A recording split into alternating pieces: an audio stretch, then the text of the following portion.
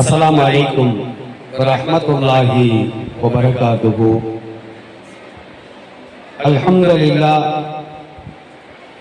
अल्हम्दुलिल्लाहि नहमदुहू व नस्तईनुहु व नस्तगफिरुहु व नु'मिनु बिही व नतवक्कलु अलैहि व नऊज़ु बिल्लाहि मिन शुरूरि अनफुसिना व मिन सय्यिआति अअमालिना। मैं यहदिहिल्लाहु फला मुदिल्ल लहु व मैं युद्लिल फला हादिय लहु व नशहदु अन ला इलाहा इल्लल्लाहु वहदहु ला शरीक लहु व नशहदु अन्न सय्यदना मुहम्मदन अब्दुहु व रसूलुहु अम्मा बअद। கண்ணியத்திற்குரிய எல்லாம் அல்ல அல்லாஹ்வின் நல்லடியார்களே, பாசத்திற்குரிய இஸ்லாமிய சகோதரிகளே, அல்லாஹ்வுடைய மாபெரும் கிருபையினால் சங்கையான ஒரு நேரத்தில், சங்கையான ஒரு இடத்தில் அல்லாஹ் நம்மை எல்லாம் ஒன்று சேர்த்து வைத்ததை போன்று மறுமை நாள் ஆகிரத்தில் நபிகள் நாயகம் ஸல்லல்லாஹு அலைஹி வஸல்லம் அவர்களோடு ஜன்னத்துல் ஃபிர்தௌஸில் அமரக்கூடிய பாக்கியத்தை எல்லாம் வல்ல இறைவன் எனக்கும் உங்களுக்கும் நம் குடும்பத்தாருக்கும் வருங்கால நம்முடைய சந்ததிகளுக்கும் காலம் சென்ற நம்முடைய முன்னோர்களுக்கும் அல்லாஹ் ரப்பல் ஆலமீன் முழுமையாக தந்தருள் புரிவானாக. ஆமீன். கண்ணியத்திற்குரிய அருமையான தாய்மார்களே, அல்லாஹ் ரப்பல் ஆலமீன் இந்த சமுதாயத்திற்கு வழங்கியிருக்கின்ற அற்புதங்களில் இப்போதும் எப்போதும் உலகம் உள்ளளவும் உயிரோட்டமாக இருக்கக்கூடிய ஒரு அற்புதம் உலக பொதுமையாம் அல் குர்ஆன் மட்டும்தான். அந்த குர்ஆனை ஒவ்வொரு நாளும் நாம் ஓத வேண்டும், அதில் கூறப்பட்டுள்ள கருத்துக்களை நாம் உணர வேண்டும். நம்முடைய வாழ்க்கையிலே அதன் சட்டதிட்டங்களையும் அது கூறுகின்ற ஒழுக்கங்களையும் கொண்டு வர வேண்டும். மற்றவர்களுக்கும் அது குறித்து நாம் எச்சரிக்கை செய்ய வேண்டும் என்று அல்லாஹ் ரப்பல் ஆலமீனும் நபிகள் நாயகம் ஸல்லல்லாஹு அலைஹி வஸல்லம் அவர்களும் கூறுவார்கள். திருக்குர்ஆனுடைய 35வது அத்தியாயம் சூரத்துல் ஃபாத்திர், அதிலே 29வது வசனத்திலே ஒரு செய்தியை அல்லாஹ் பதிவு செய்து வைத்திருக்கின்றார். பொதுவாக வியாபாரம் செய்வது கூடுமா கூடாதா என்றால் அதற்கு 2 வகையான பதில்களை இஸ்லாம் வைத்திருக்கின்றது. சில வியாபாரங்களை செய்வது கூடும், சில வியாபாரங்களை செய்வது கூடாது. எதை வியாபாரம் செய்வது கூடாது என்று சொன்னால், ஒட்டுமொத்த இஸ்லாமிய சமூகத்திற்கும், அதாவது ஆண்களுக்கும் பெண்களுக்கும் எதை அல்லாஹ் நிரந்தரமாக தடை செய்திருக்கிறானோ அவற்றை வியாபாரம் செய்வதோ, அன்பளிப்பு செய்வதோ, இனாமாக கொடுப்பதோ அது கூடாது என்று மார்க்கம் சொல்லி காட்டுகிறது. உதாரணத்திற்கு நாம் எடுத்துக்கொண்டால் மதுபானம் இருக்கிறது. மதுபானம் என்பது இஸ்லாமிய ஆண்களுக்கு மட்டுமல்ல, இஸ்லாமிய பெண்களுக்கும் அது தடைதான், ஹராம் தான். எனவே ஒரு முஸ்லிம் மதுபானங்களை விற்பனை செய்யலாமா, அன்பளிப்பு கொடுக்கலாமா என்றால் நிச்சயமாக கூடாது என்பதை இந்த மார்க்கம் முழுவதுமாக தடை செய்கிறது. பன்றி இறைச்சி அது ஹராம், ஆண்களுக்கும் ஹராம், பெண்களுக்கும் ஹராம். எனவே அதையும் வியாபாரம் செய்வது கூடாது, அன்பளிப்பு செய்வது கூடாது. சகோதர சமுதாயத்தவர்களுக்கும் அதை நாம் வாங்கி அன்பளிப்பாக கொடுப்பது கூடாது. ஆனால் இந்த சமுதாயத்திலே ஆண்களுக்கும் பெண்களுக்கும், அல்லது ஆண்களுக்கு மட்டும் அல்லது பெண்களுக்கு மட்டும் எதை அல்லாஹ் ஹலாலாக்கி வைத்திருக்கிறானோ அதை தாராளமாக வியாபாரம் செய்யலாம், அன்பளிப்பு செய்யலாம், இனாமாக கொடுக்கலாம் என்பதை இந்த மார்க்கம் நமக்கு தெளிவுபடுத்தி காட்டுகிறது. பட்டு இருக்கிறது, தங்கம் இருக்கிறது, இந்த பட்டும் தங்கமும் இந்த சமுதாயத்தில் வாழக்கூடிய ஆண்களுக்கு மட்டும்தான் அது ஹராம், பெண்களுக்கு அது அனுமதிக்கப்பட்டிருக்கிறது. நபிகள் நாயகம் ஸல்லல்லாஹு அலைஹி வஸல்லம் அவர்கள் ஒரு ஹதீஸிலே சொல்லி காட்டுவார்கள். ஒரு காலகட்டத்தில் தன்னுடைய வலது கையிலே தங்கத்தையும் இடது கையிலே பட்டையும் வைத்துக் கொண்டு இந்த இரண்டையும் என் சமுதாயத்தில் வாழக்கூடிய ஆண்களுக்கு நான் ஹராமாக்கிவிட்டேன், ஆனால் என் சமுதாயத்தில் வாழக்கூடிய பெண்களுக்கு இது ஆகுமாக்கப்பட்டுள்ளது என்று நபிகள் நாயகம் ஸல்லல்லாஹு அலைஹி வஸல்லம் அவர்கள் ஒரு சஹீஹான ஹதீஸின் மூலமாக சொல்லி காட்டுகின்றார்கள். அதனால பட்டு வியாபாரம் செய்யலாம் என்றால் தாராளமாக செய்யலாம். சமுதாயத்தில் வாழக்கூடிய பெண்கள் பட்டாடை அணிவது கூடும், ஆண்கள் தான் அணிவது கூடாது. தங்கம் வியாபாரம் செய்யலாமா அப்படின்னா தாராளமாக செய்யலாம். அதற்கு காரணம் இந்த சமுதாயத்தில் வாழக்கூடிய பெண்களுக்கு அது ஹலாலாக்கப்பட்டிருக்கின்றது. ஆனாலும் நபிகள் நாயகம் ஸல்லல்லாஹு அலைஹி வஸல்லம் சொல்வார்கள், தங்க பாத்திரத்தில் வெள்ளி பாத்திரத்தில் இஸ்லாமிய ஆண்களாக இருக்கட்டும் இஸ்லாமிய பெண்களாக இருக்கட்டும் உணவு சாப்பிடுவதோ பானங்கள் அருந்துவதோ அது ஹராம், தடை செய்யப்பட்டது என்று சொன்னார்கள். பெண்கள் தங்கத்தை ஆபரணமாக அணிந்து கொள்ளலாமே தவிர தங்க பாத்திரத்தில் சமையல் செய்வதோ தங்க தாம்பரத்தில் உணவு வைத்து சாப்பிடுவதோ தங்க டம்ளர்ல பால் ஊற்றி குடிப்பதோ தண்ணீரை குடிப்பதோ அது இந்த சமுதாயத்தை பொறுத்த மட்டிலும் ஆண்களுக்கும் பெண்களுக்கும் கூடாது என்பதாக நபி ஸல்லல்லாஹு அலைஹி வஸல்லம் சொல்லி காட்டுகிறார். நீங்க சில இஸ்லாமிய திருமணங்களை நாம பார்க்கும் பொழுது புதுமண தம்பதிகளுக்கு என்ன செய்யறாங்கன்னா பால் பழம் கொடுப்பாங்க. பால் பழம் கொடுக்கறதுல இஸ்லாத்துல முன்னுதாரணங்களே கிடையாது. அந்நிய ஆண்கள் அந்நிய பெண்கள் அந்த தம்பதிகளுக்கு என்ன செய்வாங்கன்னா அந்த மாப்பிள்ளைக்கு அந்நிய பெண்கள் கொடுப்பார்கள், அந்த மணமகளுக்கு அந்நிய ஆண்கள் கொடுப்பார்கள். வேறு சமுதாயத்தை சார்ந்தவர்கள் எல்லாம் அந்த பெண்ணுக்கு பாலை குடிக்க கொடுப்பார்கள். இதெல்லாம் மார்க்கத்தில் தடை செய்யப்பட்ட காரியங்கள்.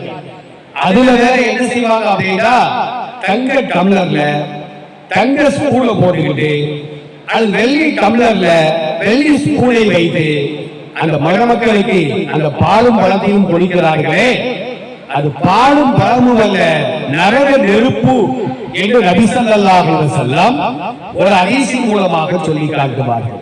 இன்னமா யுஜர்திரு ஃபீ புத்தூனிஹி நார ஜஹன்னம், நரக நெருப்பை தான் அவன் மடக்கு மடக்காக குடிக்கிறான். தங்க டம்ளர்ல வெள்ளி டம்ளர்ல நாம் உணவை சாப்பிட்டாலும் அது நரக நெருப்பு. அது பிரியாணியா இருக்கட்டும், நெய்சோரா இருக்கட்டும், அல்லது பழையசோரா இருக்கட்டும், அவன் சாப்பிடுவது சாரமாக இருந்தாலும் அல்லாஹ்வுடைய பார்வையில அது நரக நெருப்பு என்பதாக நபி ஸல்லல்லாஹு அலைஹி வஸல்லம் சொல்லி காட்டுவார். அருமையான தாய்மார்களே, அப்ப இஸ்லாத்தில் வியாபாரம் செய்வது கூடும். நீங்க எத்தனையோ இஸ்லாமியர்கள் வியாபாரம் செய்கிறார்கள். ஆனா எந்த வியாபாரத்திலும் லாபம் மட்டும்தான் கிடைக்கும் என்று உறுதியாக நாம் சொல்லவே முடியாது.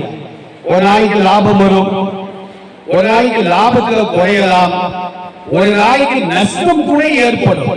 உலகத்தில் உள்ள வியாபாரங்கள் அப்படித்தான். லாபத்தை மட்டும் நாம் நம்பவே முடியாது. லாப நஷ்டங்கள் வேடுபலங்களை போன்று மாறி மாறி வந்து கொண்டேதான் இருக்கும். ஆனா திருக்குர்ஆனுடைய 35வது அதிகாரம் 29வது வசனத்துல அல்லாஹ் ஒரு வியாபாரத்தை நமக்கு கற்றுத் தருகின்றார். அந்த வியாபாரம் லாபம் மட்டும்தான் அடையவே தவிர ஒருபோதும் அது நஷ்டத்தை அடையவே செய்யாது. அந்த வியாபாரத்தை பெரும்பாலும் இஸ்லாமியர்கள் நழுவடித்து விடுகிறார்கள். ஏன்னா அவருடைய லாபம் இப்ப நமக்கு கண்கூடாக தெரிவது கிடையாது. அதனுடைய லாபம் மறுமையில் தான் நமக்கு தெரிய வரும். நாம என்ன நினைச்சுக்கிட்டு இருக்கிறோம், உலகத்திலேயே கையில காசு கிடைச்சிருந்தோம், அதுதான் உண்மையான வியாபாரம் அப்படின்னு நானும் நீங்களும் நினைச்சுக்கிட்டு இருக்கிறோம். ஆனா அல்லாஹ் அறிமுகப்படுத்துகின்ற வியாபாரம் இருக்கின்றதே, அது மறுமை நாள் ஆகிரத்தில் 100 விழுக்காடுகள் அது லாபத்தை மட்டும்தான் அடையும், நமக்கு தரும் என்பதாக அல்லாஹ் திருக்குர்ஆன்ல சொல்லி காட்டுகின்றார். அந்த வசனத்தை பாருங்கள். இன்னல்லதீன யத்லூன கிதாபல்லாஹி, கிதாபல்லாஹ்னா குர்ஆன், யார் குர்ஆனை ஓதி வ அகாமுஸ் ஸலாத்த 5 நேரங்கள் தொழுது வ அன்ஃபகு மிம்மா ரஸகஹும் அல்லாஹ் வழங்கியவற்றிலிருந்து யார் நல்வழியில் செலவு செய்கிறார்களோ, செலவு செய்வது 2 வகை, சிர்ரன் வஅலானியத்தன், மறைத்தும் நாம் உதவி செய்யலாம், பகிரங்கமாகவும் நாம் உதவி செய்யலாம், 2மே மார்க்கத்தில் கூடும். ஆனா மறைத்து செய்வதுதான் சிறந்தது என்பதாக அல்லாஹ் ரப்பல் ஆலமீனும் நபிகள் நாயகம் ஸல்லல்லாஹு அலைஹி வஸல்லம் அவர்களும் சொல்லி காட்டுவார்கள். 4 பேருக்கு தெரியுற மாதிரியே நம்ம கொடுக்கலாம். ஆனா நீயத்து அல்லாஹ்விற்காக நாம் கொடுக்க வேண்டும். நாம பெரிய கொடைவல்லல், நம்மை மக்கள் எல்லாம் புகழ வேண்டும், பாராட்ட வேண்டும், நம்மை பார்க்கின்ற பொழுதெல்லாம் கொடைவல்லல் ஆறாரு, கொடைவல்லல் போறாரு என்று நம்மை புகழாரம் சூட்ட வேண்டும் என்பதற்காக நாம் கொடுத்தால், கோடி கோடியாக கொடுத்தாலும் கூட அது நன்மையை அல்லாஹ் இல்லாமல் ஆக்கி விடுவான். வெளிப்படையா நாம கொடுக்கறதுனால என்ன நன்மை தெரியுமா? நம்மளை பார்த்து 4 பேர் கொடுப்பாங்க, அவரே கொடுத்துட்டாரு, நாமளும் சதக்கா செய்வோம், நாமும் ஜக்காத்தை கொடுப்போம், நாமும் தான தர்மம் செய்வோம் அப்படின்னு நம்மை பார்த்து கொடுக்க வேண்டும் என்பதற்காக நாம் கொடுத்தால், நம்மை பார்த்து யாரெல்லாம் கொடுக்கிறார்களோ அவர்களுக்கு கிடைக்கின்ற நன்மை நமக்கும் கிடைக்கும் என்பதாக நபிகள் நாயகம் ஸல்லல்லாஹு அலைஹி வஸல்லம் அவர்கள் சொல்வார்கள். அப்ப குர்ஆனை ஓதி, குர்ஆனை ஓதுனா மட்டும் போதாது, 5 நேரங்கள் தொழுது, தொழுதா மட்டும் போதாது, அன்ஃபகு மிம்மா ரஸகஹும் அல்லாஹ் வழங்கியவற்றிலிருந்து, ஏன் செல்வம் ஓன் செல்வம் நம்ம சொல்ல முடியாது.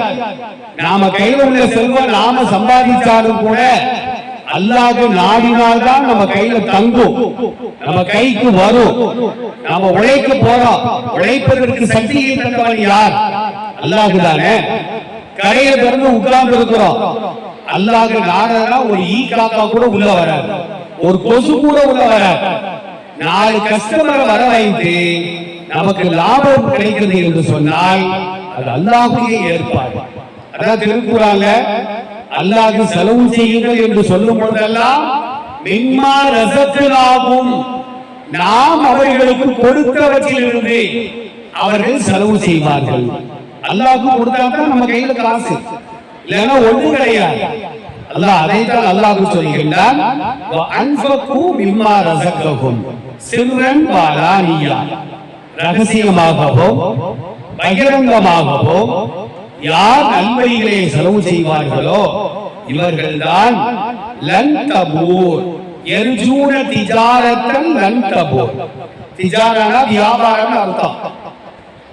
நஷ்டமடையாத வியாபாரத்தை அவர்கள் ஆதரவு வைக்கிறார்கள் என்று அல்லாஹ் ரப்பல் ஆலமீன் இந்த வசனத்தை தெளிவாக முடித்து காட்டுவார். அப்ப நஷ்டமடையாத வியாபாரம் என்ன அப்படின்னா, ஒவ்வொரு நாளும் நாம் குர்ஆனை ஓத வேண்டும். 1, 5 நேரங்கள் தொழ வேண்டும். 2, அல்லாஹ் நமக்கு செல்வத்தை வழங்கி இருந்தால் ஜக்காத்தில் 2% அது வருஷத்துக்கு ஒருக்கா தான் நம்ம கொடுக்கணும். மற்றபடி நம்ம செலவு போக நம்ம கையில காசு இருந்தா தர்மங்கள் நாம் செய்ய வேண்டும். தர்மங்கள் செய்யும் பொழுது முஸ்லிம் வந்தாலும் கொடுக்கணும். ஒரு இந்து சமுதாயத்தை சார்ந்த ஒரு ஏழை வந்து இருக்கிறார், மதத்தை பார்ப்பது கூடாது, மொழியை பார்ப்பது கூடாது.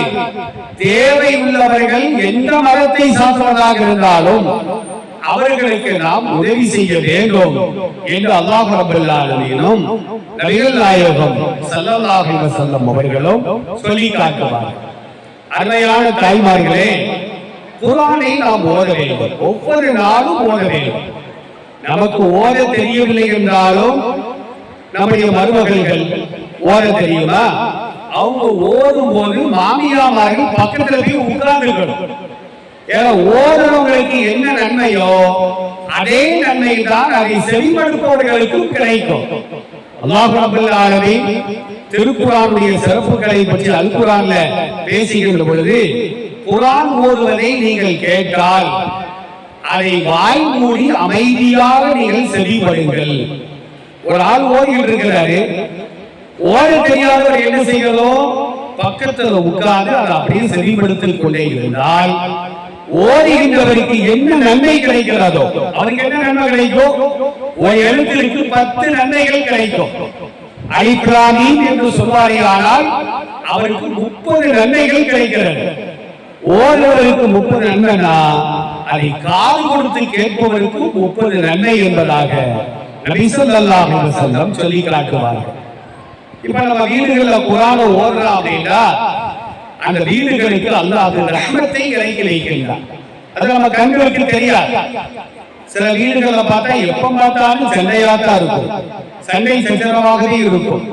கணவன் மனைவிக்கு மத்தியில பிரச்சனை, மாமியார் மருமகளுக்கு மத்தியில பிரச்சனை, அண்ணன் நபிகளுக்கு அக்கா தங்கச்சிகளுக்கு மத்தியில பிரச்சனை, குழந்தைகளுக்கும் பெற்றோர்களுக்கும் பிரச்சனை. இந்த பிரச்சனைகள்லாம் ஓய வேண்டுமானால் அந்த வீட்டுக்கு அல்லாஹ்வுடைய ரஹ்மத்து தேவை. அல்லாஹ்வுடைய ரஹ்மத்தை விலை கொடுத்து வாங்கி வைக்க முடியுமா? அழகாக கவனித்து போய்வாங்க. அப்ப அல்லாஹ்வுடைய ரஹ்மத் நமக்கு கிடைக்க வேண்டுமானால் அதற்கு இஸ்லாம் கூறுகின்ற ஒரு வழி என்னவென்றால், வீடுகளிலே குர்ஆனை நாம் ஓத வேண்டும். ஒவ்வொரு நாளும் குர்ஆனின் ஒரு பகுதியை நாம் வீட்டில் வைத்துக் கொண்டு ஓதிக்கொண்டே இருக்க வேண்டும். உசைது இப்னு ஹுதைர் அப்படிங்கிற ஒரு நபி தோழர், இவங்க ஒரு நாள் என்ன செய்யறாங்கன்னா, இரவு நேரத்துல குர்ஆனை திறந்து ஓதிக்கொண்டிருக்கிறார். அவருக்கு பக்கத்துல அவருடைய மகன், ஒரு கை குழந்தை யஹ்யா அவர் பேரு, அவர் படுத்து கிடக்கிறார். அதற்கு அருகில் உசைன் ரலியல்லாஹு அன்ஹு அவர்களுக்கு சொந்தமான ஒரு குதிரை இருக்கிறது. இவர் குர்ஆனை ஓதிக்கிட்டே இருக்கிறாரு. திடீர்னு குதிரை மிரள ஆரம்பிக்குது. உடனே மகனை மிதிச்சிருமோ அப்படின்னு பயந்து போய் குர்ஆனை மூடி வைக்கின்றார். சற்று நேரத்துல அந்த குதிரை அமைதியாகி விடுகிறது. மறுபடியும் குர்ஆனை திறந்து ஓதுகின்றார். மறுபடியும் குதிரை விரல ஆரம்பிக்கின்றது. மறுபடியும் குர்ஆனை மூடிவிட்டார். அந்த குதிரை அமைதியாகிவிட்டது. மூன்றாவது தடவையாக குர்ஆனை ஓத ஆரம்பிக்கின்றார். குதிரை விரல ஆரம்பிக்கின்றது. என்னடா இது, குர்ஆனை ஓதும் பொழுதெல்லாம் இந்த குதிரை சும்மா இருக்காம மிரண்டுகிட்டே இருக்கிறது. தற்செயலா வானத்தை பார்க்கிறார். வானத்தை பார்த்தா பொடி பொடி விளக்குகளாக இருக்கிறது வானத்தில். என்றுமில்லாத ஒரு காட்சி அவர் பார்க்கிறார். பயந்து போய் குர்ஆனை மூடி வச்சிட்டாங்க. உசைன் ரலியல்லாஹு அன்ஹு மறுநாள் காலையில நபி ஸல்லல்லாஹு அலைஹி வஸல்லம் அவர்களை சந்தித்து, யா ரசூலல்லாஹ், நேற்று இரவு இந்த மாதிரி ஒரு சம்பவம் நடைபெற்றது அப்படின்னு சொல்லும் பொழுது நபி ஸல்லல்லாஹு அலைஹி வஸல்லம் சொன்னாங்க, அந்த விளக்குகள் இருக்கிறது, அந்த விளக்குகள் அல்ல, தில்கல் மலாயிகா. அந்த வெளிச்சம் யார் என்று சொன்னால் மலக்குமார்கள். மலக்குமார்களை அல்லாஹ் ஒளியினால் தான் படைத்திருக்கின்றான். இப்ப நானும் நீங்களும் களிமண்ணால் படைக்கப்பட்டவர்கள். மலக்குமார்களை அல்லாஹ் ஒளியினால் படைத்தான். ஷைத்தான்களை நெருப்பால் படைத்தான். ஜின்களை எல்லாம் நெருப்பின் ஜுவாலையின் மூலமாக அல்லாஹ் படைத்திருக்கின்றான். நெருப்பு வேறு, ஜுவாலை என்பது வேறு. அப்ப அந்த ஒளியினால் படைக்கப்பட்ட மாணவர்கள் இருக்கிறாங்களே, ஒளி புகின்ற இடத்தில் எல்லாம் அவர்கள் நுழைந்து விடுவார்கள். இப்ப நபி ஸல்லல்லாஹு அலைஹி வஸல்லம் சொல்றாங்க, தில்கல் மலாயிகா. நீ பார்த்த அந்த வெளிச்சம் வேறு ஒன்றுமல்ல, அது மலக்குமார்கள். தனத்திலே சௌதிக்க, நீ குர்ஆன் ஓதுகின்ற சப்தத்தை கேட்டு அவர்கள் ரஹ்மத்தை கொண்டு வந்திருக்கிறார்கள். வலவ் கராய்த, நீ சுபுஹ் நேரம் வரையிலும் குர்ஆனை திறந்து மூடாமல் நீ ஓதிக்கொண்டே இருந்தால் அந்த மலக்குகளும் சுபுஹ் வரைக்கும் காத்திட்டு இருப்பார்கள் அப்படின்னு சொல்லிட்டு நபி ஸல்லல்லாஹு அலைஹி வஸல்லம் சொன்னாங்க, யன்துருன் நாஸு இலைகா லா ததமாரா மின்கும். சுபுஹ் வரையிலும் நீ குர்ஆனை ஓதிக்கொண்டே இருந்தால் அந்த மாணவர்களும் காட்சி தந்திருப்பாங்க, நானும் அதை பார்த்திருப்பேன், மற்ற சஹாபாக்களும் அதை பார்த்திருப்பார்கள். ஒருவர் மற்றவரை மறைத்திருக்க மாட்டார் என்று நபி ஸல்லல்லாஹு அலைஹி வஸல்லம் சொன்ன செய்தி புகாரியில 5018வது ஹதீஸாக பதிவு செய்யப்படுகிறது.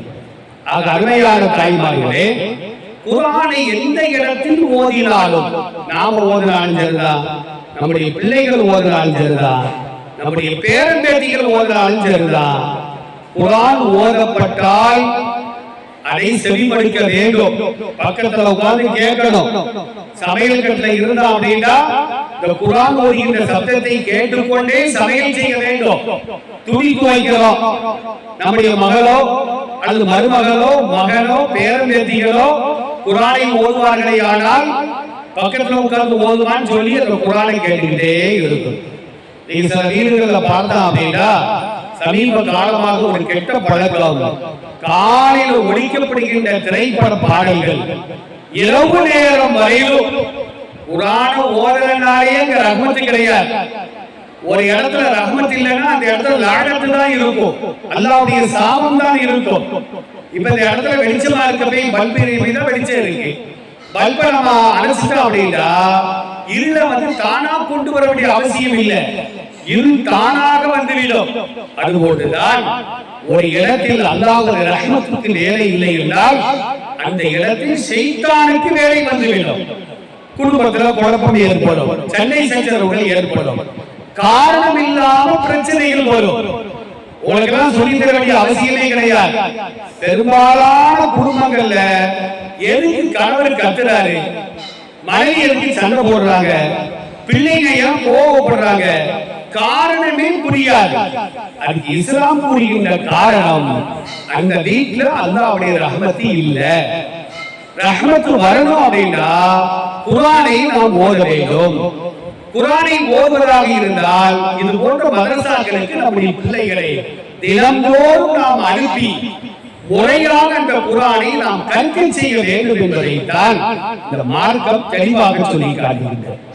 நபிகள் நாயகம் ஸல்லல்லாஹு அலைஹி வஸல்லம் கூறுவதாக அபூ ஹுரைரா ரலியல்லாஹு அன்ஹு அறிவிக்கக்கூடிய செய்தி முஸ்லிம் என்ற நூல்ல 780வது ஹதீஸாக பதிவு செய்யப்படுகிறது. நபி ஸல்லல்லாஹு அலைஹி வஸல்லம் சொன்னார்கள், லா தஜஅலு புயூதக்கும் மகாபிர, உங்கள் வீடுகளை, நீங்கள் வசிக்கின்ற வீடு, நீங்கள் தங்கி இருக்கின்ற வீடு, உங்கள் வீடுகளை இறந்தவர்களை அடக்கம் செய்யும் கபறுகளாக நீங்கள் ஆக்கிவிட வேண்டாம். கபறுகளாக நீங்கள் ஆக்கிவிட வேண்டாம். ஏன்னா கபூர்ல தான் யாரும் நம்ம எப்படி தொழுக மாட்டோம், அங்க தொழுவதும் கூடாது. நபி ஸல்லல்லாஹு அலைஹி வஸல்லம் சொல்வார்கள், இந்த பூமி முழுவதும் எனக்கு தொழுவிடமாக ஆக்கப்பட்டிருக்கிறது. சகோதர சமுதாயத்தை சார்ந்தவர்கள் அவர்கள் வணக்க வழிபாடுகள் செய்வதாக இருந்தால் அந்தந்த நேரங்களில் அவங்களுடைய வணக்க ஸ்தலங்களுக்கு சென்றுதான் அவர்கள் வணக்க வழிபாடுகள் செய்ய வேண்டும். ஆனா இஸ்லாத்தை பொறுத்தமட்டிலும் காட்டுல போயிட்டு இருக்கிறோம், நடு காட்டுல போயிட்டு இருக்கிறோம், லுகர் நேரம் வந்துருச்சு, காரை நிப்பாட்டணும், இப்பதான் எது நாம ஆய்வு செய்யணும், எது நம்மளுக்கு தெரியல ஆய்வு செய்து இதுதான் கிபிலாவா இருக்கும் அப்படின்னு நம்ம முடிவெடுத்து அந்த திசையை நோக்கி நாம தொழுகணும். அது தெருவா இருக்கலாம், ரோடா இருக்கலாம், காடா இருக்கலாம், மேடா இருக்கலாம், பள்ளமாக இருக்கலாம், மலையாக இருக்கலாம், நமக்கு இந்த பூமி முழுவதும் தொழுகின்ற இடமாக அல்லாஹ் ஆக்கி வைத்திருக்கிறார். ஆனா நபி ஸல்லல்லாஹு அலைஹி வஸல்லம் சொன்னார்கள், கழிவறையில் தொழுவது கூடாது, குளிவறையில் குளிப்பறையில் தொழுவது கூடாது, கபறுகளிலே தொழுவது கூடாது. அதே நேரத்துல ஒட்டக தொழு இருக்கிற ஒட்டகத்தை கட்டி போடக்கூடிய இடம், அந்த இடத்தில் தொழுவது கூடாது. ஆடு மாடு தொழுவத்துல கூட நம்ம தொழுதலாம், ஒரு ஓரமா ஒரு சல்லாவை விரித்து ஒரு பாயை விரித்து நாம தொழுது விடலாம். ஏன்னா ஆடு மாடுகள் சாதுவான பிராணி, ஒட்டகத்தை பொறுத்த மட்டும் சாதுவான பிராணி தான். நம்மளை கவிரிச்சுன்னா தூக்கி 10 கிலோமீட்டருக்கு அங்கிட்டு தூக்கி எரிஞ்சிடும், அவ்வளவுதான். அவருக்கு ஜனாசா தொழுகை தான் வைக்கணும்.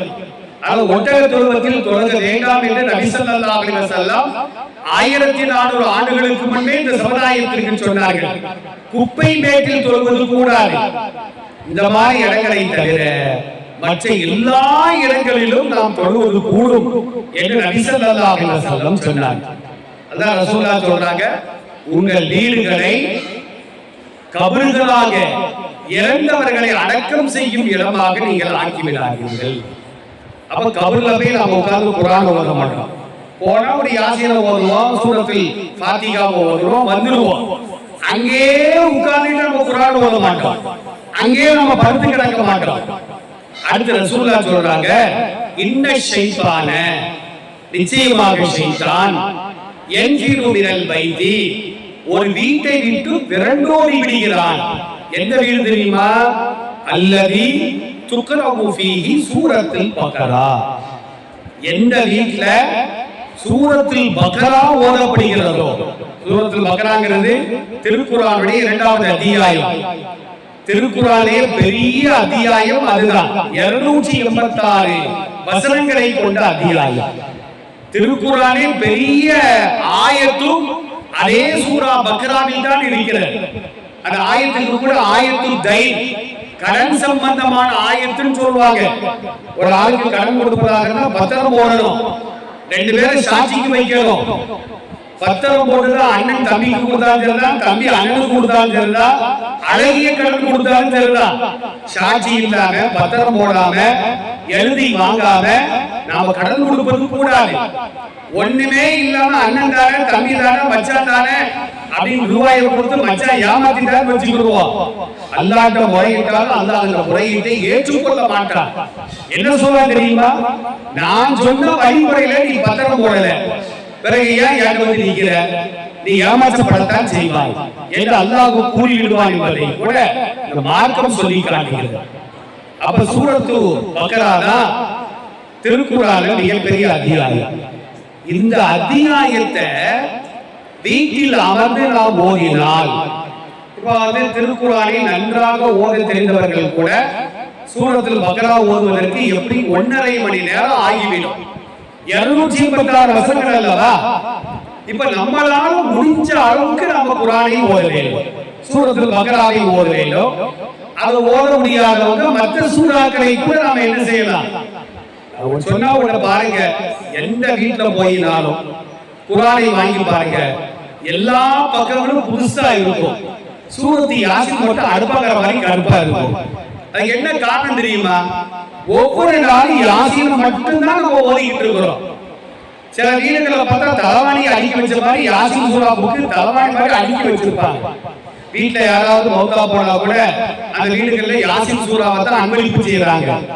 அதை வாங்கி வாங்கி வீட்டுல அடுக்கிதான் வச்சிருக்கிறோம். எங்க வீட்டுல 100 யாசின் இருக்குது சொல்லி பெருமை கூட பண்றாங்க சில பேர். யாசின் சூறாவை மட்டும் ஓதினால் போதாது, மற்ற பக்கங்கள் நம்மை திட்டும், நம்மை சபித்து கொண்டிருக்கும். எதையெல்லாம் ஓத மாட்டேங்கிறாங்களே அப்படின்னு இந்த குர்ஆன் சபிக்கும் என்பதாக மார்க்கம் சொல்லுகிறது. அதனால ஒரு நாளைக்கு 2 ஆயத்தோ 3 ஆயத்தோ நம்மளால முடிஞ்ச அளவுக்கு, ஒரு பக்கமோ 2 பக்கமோ ஒவ்வொரு நாளும் தொடர்ந்து நாம் ஓத வேண்டும். ஒரு வருஷத்துக்கு குறைந்தது ஒரு குர்ஆனாவது நாம் முடிக்க வேண்டும். நபி ஸல்லல்லாஹு அலைஹி வஸல்லம் சொல்வார்கள், 3 தினங்களுக்கு குறைவாக குர்ஆனை ஓதியவர் குர்ஆனை ஓதியவராக கணிக்கப்பட மாட்டார். சில பேர் சொல்றாங்க, நான் டெய்லி ஒரு குர்ஆன் ஓத வேண்டும். அப்படி ஓதுவது மார்க்கத்தில் அனுமதிக்கப்பட்ட காரியம் அல்ல. குறைந்தது 3 தினங்களுக்கு ஒரு குர்ஆன். குர்ஆன் வந்து 7 மஞ்சில்கள் இருக்கிறது. நம்முடைய முன்னோர்கள் குர்ஆன் வந்து 7 பகுதிகளாக ஆக்கி வைத்திருப்பார்கள். அத மஞ்சில் அப்படின்னா தங்கும் இடம், நிறுத்தும் இடம் அப்படின்னு அர்த்தம். ஒரு நாளைக்கு ஒரு மஞ்சில், ஒரு வாரத்திற்கு ஒரு குர்ஆன். இப்படி நாம ஓதலாம். அல்லது தஜ்வீதின் அடிப்படையில வருஷத்துக்கு ஒரு குர்ஆனை ஓதினாலும் ஒவ்வொரு வரியாக நாம் படிக்க வேண்டும், பொருளை நாம் விளங்க வேண்டும், சிந்தித்து நாம் படிக்கின்ற பொழுதுதான் அல்லாஹ் நம்முடைய ஈமானை அதிகரிக்க செய்வார் என்று நபி ஸல்லல்லாஹு அலைஹி வஸல்லம் சொல்லி காட்டுவார். அதனால நம்ம வீடுகள்ல குர்ஆனை ஓதல அப்படின்னா கபர்கள்ல இறந்தவர்கள் அடக்கம் செய்யப்பட்டிருக்கிறது. குர்ஆன் ஓதாத வீட்டுல உயிருள்ள ஜனாசாக்கள் நடந்துகிட்டு இருக்குன்னு அர்த்தம். உயிருள்ள ஜனாசா போகுது, உயிருள்ள ஜனாசா வருது, உயிருள்ள ஜனாசா சாப்பிட்டு இருக்குது. என்ற அர்த்தம் என்பதாக நபி ஸல்லல்லாஹு அலைஹி வஸல்லம் இந்த ஹதீஸின் மூலமாக சொல்லி காட்டுகிறார். இன்னொரு செய்தியை பாருங்க, புகாரில 5015வது ஹதீஸாக பதிவு செய்யப்படுகிறது. அபூ சயீத் அல்-குத்ரி ரலியல்லாஹு அன்ஹு இந்த ஹதீஸை அறிவிப்பு செய்கிறார்கள். சஹாபாக்களை நோக்கி ரசூலுல்லாஹ் கேட்டாங்க, தோழர்களே, உங்களில் ஒருவர் ஒரு இரவில், ஒரே இரவில் குர்ஆனின் 3இல் ஒரு பகுதியை ஓத முடியுமா அப்படின்னு கேட்கிறார். குர்ஆன்ல 30 ஜுஸுகள் இருக்கிறது. ரசூலுல்லாஹ் என்ன கேட்கிறாங்க? ஒரே இரவில் திருக்குர்ஆனுடைய 3இல் ஒரு பகுதியை உங்களால் ஓத முடியுமா?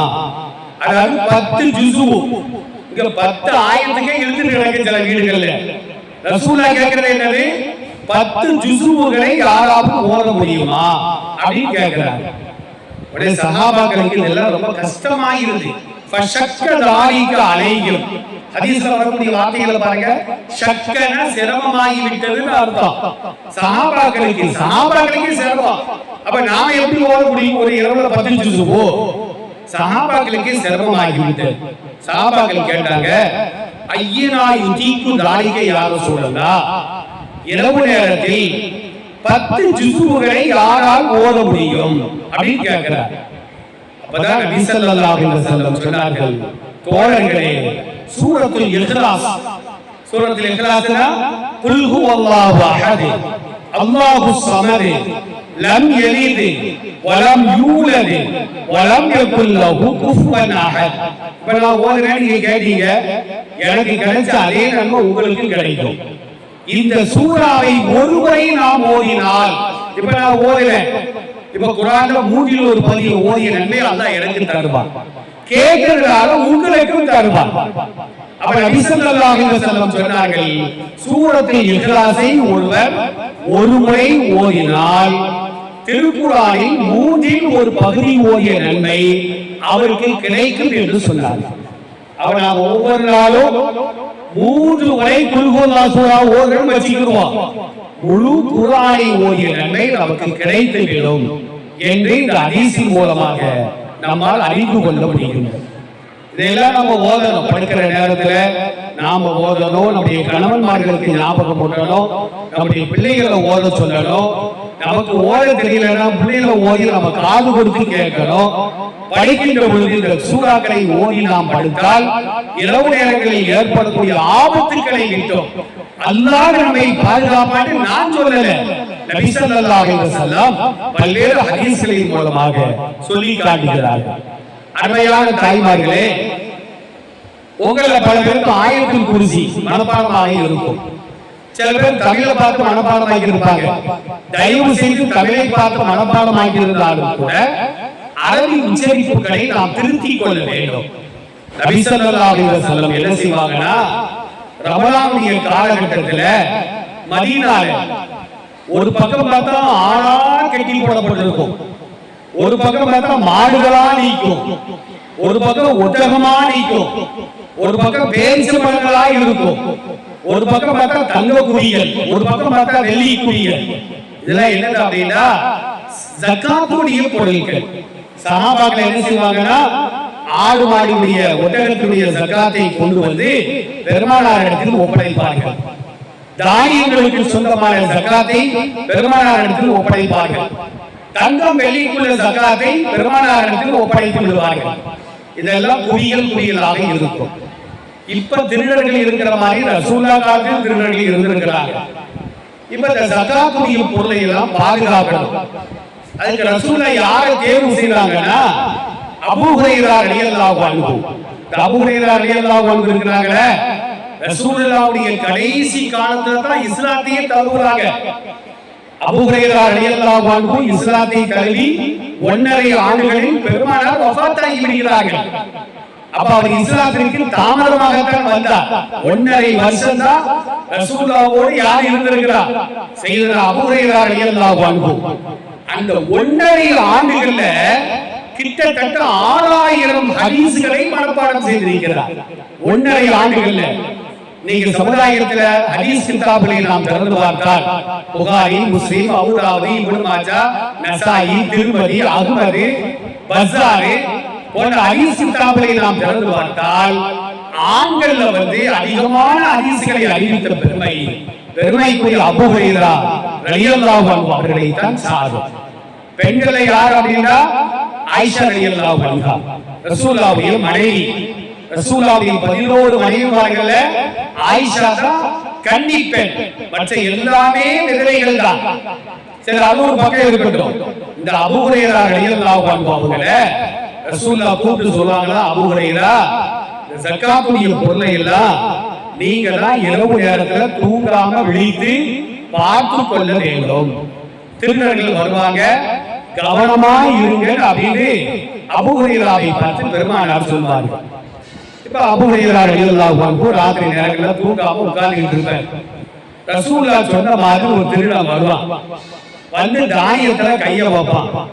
அபூ ஹுரைரா ரலியல்லாஹு அன்ஹு கையும் களமா பிடிச்சிட்டு இந்த அர்ஃபா அன்னக இலா ரசூலில்லாஹி ஸல்லல்லாஹு அலைஹி வஸல்லம், உடைய ரசூலுல்லாஹ்ட்ட போய் நான் உள்ள போறேன், உனக்கு தண்டனை வாங்கி தர போறேன்னு சொல்லுவாங்க. உடனே அவன் சொல்வான், அபூ ஹுரைரா இன்னி முஹ்தாஜுன், நான் தேவைக்காகத்தான் திருடுகிறேன். பெரும்பாலும் திருடர்கள் ஒரு செல்வத்தை அதிகமாக்க வேண்டும் என்பதற்காக திருடுவார்கள், அவங்களை தண்டிச்சே ஆகணும். சில பேர் பசிக்காக திருடுவார்கள். நான் பசிக்காம தான் திருடுறேன்னு ஒருத்தர் சொன்னானா அவனை நம்ம மன்னிக்க வேண்டும். சமீபத்தில் கூட நம்ம தமிழகத்துல ஒரு ஆள் திருடுறாரு, அவரை கையங்களமா பிடிக்கிறாங்க, அடிக்கிறாங்க. அப்ப அவர் சொன்னாரு, நான் வேற எதுக்கு நான் திருடல, உல்லாசமா இருப்பதற்கெல்லாம் திருடல, நான் பசிக்காம தான் திருடுறேன்னு. அந்த ஊர் மக்கள் அவருக்கு சாப்பாடு கொடுத்தாங்க. சமீபத்துல நாம தொலைக்காட்சி பெட்டியின் மூலமா அந்த செய்தியெல்லாம் நம்ம பார்த்தோம். அப்ப அவன் சொன்னா, இன்னி முஹ்தாஜுன், நான் தேவையுள்ளவன், எனக்கு மனைவி பிள்ளைகள்லாம் இருக்கிறாங்க, எனக்கு உழைப்பதற்கு சக்தி இல்லை, அதனால திருடுற உடனே அபூ ஹுரைரா ரலியல்லாஹு அன்ஹு இறக்கப்பட்டு அவனை விட்டுட்டாங்க. அவன் ஓடிட்டான். மறுநாள் காலையில ரசூலுல்லாஹ்ட்ட சொல்லலாம் நினைக்கிறாங்க. ரசூலுல்லாஹ்வை கேட்கிறாங்க, நேத்து ஒருத்தன் வந்திருப்பானே, நீங்க கை காலமா பிடிச்சிருப்பீங்கல, அவன் சில பாட்டெல்லாம் பாடி இருப்பானே, நீங்க விட்டுருப்பீங்கல. ஆமா யார சொல்லலாம், இன்னைக்கு ராத்திரிக்கு வருவான், கவனமா இருக்க. இன்னைக்கு ராத்திரி வேறொரு பக்கமா கையை வைக்கிறான், அதே திருட கையை காலமா பிடிக்கிறாங்க. உடைய ரசூலுல்லாஹ்ட்ட போய் விளப்பறவன நேத்து படிச்ச பாட்டை இன்னைக்கு படிக்கிறான். இறக்கப்பட்டு விட்டுட்டாங்க. ரசூலுல்லாஹ் சொன்னாங்க, 3வது நாளும் அவன் வருவான், கவனமாக இருங்கள். 3வது நாளும் வந்தான். அபூ ஹுரைரா ரலியல்லாஹு அன்ஹு சொன்னாங்க, நீங்க நான் இறக்கப்பட மாட்டேன், உடைய ரசூலுல்லாஹ்ட்ட போய் நான் விளப்பறவன. அப்ப அந்த சேதாவ அந்த திருநன் சொல்லுகின்றான், அபூ ஹுரைரா தஅனி, என்னை மன்னித்து விட்டுவிடு, என்னை விட்டுவிட்டால் வஅல்லிமுக கலிமாத்தின் யன்ஃபஉக அல்லாஹு பிஹா. அவன் எப்படி பாடம் நடத்துறான் பாருங்க. அபூ ஹுரைராவுக்கு ஹதீஸுக்கே ஒரு ஆசுவத்தை பாடம் நடத்துறான். என்னை விட்டுட்டனா உனக்கு சில ஆயத்துக்களை கற்று தருவேன், அந்த ஆயத்துக்களை நீ ஓதினால் அந்த ஆயத்துக்கள் மூலமாக அல்லாஹ் உன்னை பாதுகாப்பான் அப்படின்னு சொல்லிட்டு அபூ ஹுரைரா கேக்குறாங்க, என்ன ஆயத்துப்பான்னு கேக்குறாங்க. அவன் சொல்றான், இதா அவைத்த இலா பித்ராஷிக, நீ ஒவ்வொரு நாளும் இரவு நேரத்தில் உன் படைக்கைக்காக நீ சென்றால் ஃபக்ரஹி ஆயத்துல் குர்சி ஹத்தா தஹ்துமல் ஆயா, ஆயத்துல் குர்சியை முழுவதுமாக நீ ஓத வேண்டும். நீ ஓதினால் லை யஸால அலைக மினல்லாஹி ஹாஃபிதுன், உன்னை யாருமே எந்த தீங்கும் செய்ய முடியாது. வலா யக்ரபன்னக ஷைத்தானுன் ஹத்தா துஸ்பிஹ, நீ காலை பொழுதை அடைகின்ற வரையிலும் ஷைத்தானும் உன்னை நெருங்க மாட்டான் அப்படின்னு அவன் பாடம் நடத்துற உடனே இவங்க கையை விட்டுட்டாங்க. விட்டா போது நம்ம ஓடிட்டான். ரசூலுல்லாஹ் சொல்றாங்க மறுநாள் காலையில, ஆமா அன்னகும் கது சதக்கக, அபூ ஹுரைரா அவன் சொன்னது 100% உண்மைதான். ஆனா அவன் பொய்ய, அவன் நல்லவன் கிடையாது. அவன் சொன்னது உண்மை, ஆனால் அவன் பொய்ய. தலமு மன் துகாதிபு முன்து சலாசி லயாலின் யா அபூ ஹுரைரா, 3 நாள் இரவு நேரத்துல வந்தானே அவன் யாரும் உனக்கு தெரியுமா? ஆயத்துல் குர்சி ஓதுனா உனக்கு பாதுகாப்பு, ஷைத்தான் வரமாட்டா, அப்படி இப்படி உனக்கு பாடம் நடத்துறானே அவன் யாரும் உனக்கு தெரியுமான்னு கேட்ட உடனே அபூ ஹுரைரா சொன்னாங்க, எனக்கு தெரியாதுன்றாங்க. உடனே நபி ஸல்லல்லாஹு அலைஹி வஸல்லம் சொன்னார்கள், தாக்க ஷைத்தான், அவன் வேற யாரும் இல்லை, அவன் தான் ஷைத்தான். ஷைத்தான் மனித ரூபத்தில் வந்து உனக்கு பாடம் நடத்தி இருக்கின்றான். நீ ஒவ்வொரு நாளும் ஆயத்துல் குர்சியை ஓதிட்டு படுத்தன்னா அந்த ஷைத்தானை வந்து எட்டி பார்க்க மாட்டான் என்று நபி ஸல்லல்லாஹு அலைஹி வஸல்லம் அவர்கள் தெளிவாக சொல்லி காட்டுவார்கள். ஆக அருமையான தாய்மார்களே, ஒவ்வொரு நாளும் படுக்கைக்கு செல்லும் பொழுது படுக்கையில் அமர்ந்து கொண்டு ஆயத்துல் குர்சியை நாம் தினமும் ஓத வேண்டும். நம்முடைய பிள்ளைகளுக்கும் ஓதி கொடுக்க வேண்டும்.